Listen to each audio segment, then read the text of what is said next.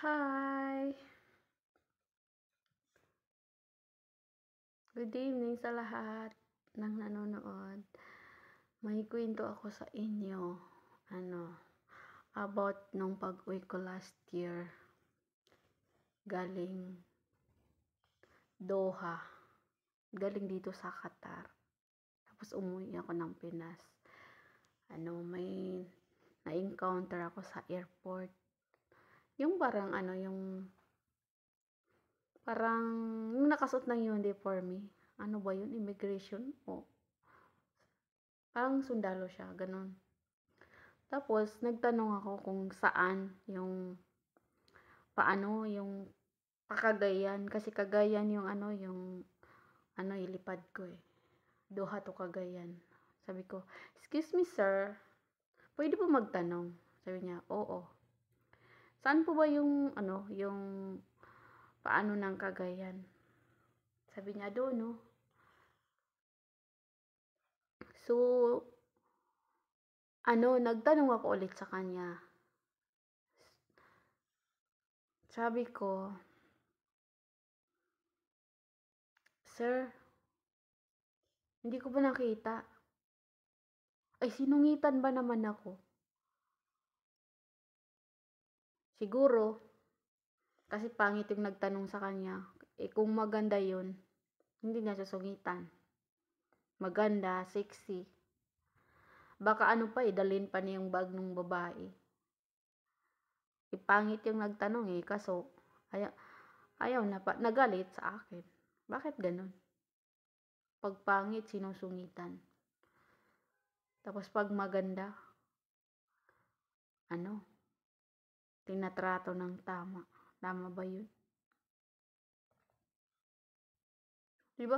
Ang alam ko pag na-assign sa airport, yung parang sundalo. Sundalo ba yun? Parang nakasuot, may nakapangalan dito eh. Hindi ko nakuha yung pangalan niya. Tapos ang sungit. Sabi niya, huwag ka nang magtanong sa akin. Tama ba yun? Suplado. Nako, kung mayaman lang ako, kakasuhan ko yun. Kaso, pinanganak tayong mahirap. Hindi pwede. Hayaan na lang natin yun. Supladong lalaki. Porkit na kayong deform lang, hindi ka na pwedeng magtanong. Yan po yung experience ko sa airport sa Naiya. Yung pag-uwi ko galing Qatar. Buti pa yung pag-uwi ko galing Saudi to Dubai. Walang nagsuplado sa akin. Lahat mababait. First time ko yun na-encounter sa buong buhay ko, yung lalaking yun. Nasa suplado, porkit na kayong deform lang. Kasi ba naman, pangit yung nagtanong sa kanya, hindi maganda at hindi sexy. Oh, yun nga.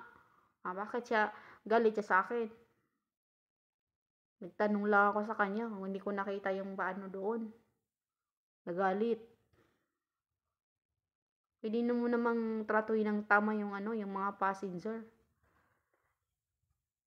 Diba? Passenger naman ako Kasi nasa airport ako. Diba?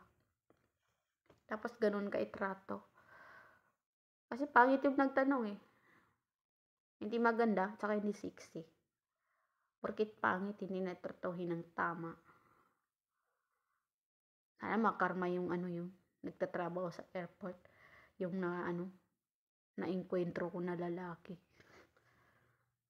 Akala mo kung sino. Hindi ako galit, guys. Sinasabi ko lang yung na-experience ko sa airport nung pag-uwi ko galing dito. Kaya yun.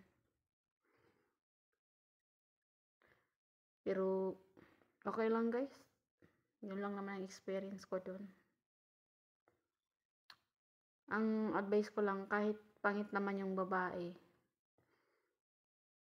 tratuhin nila ng tama. Hindi yung maganda lang yung tinatrato mo ng tama. Pag maganda, dadalhin pa doon. Dito ka dumaan. Pag pangit, mag-isa ka lang pupunta doon.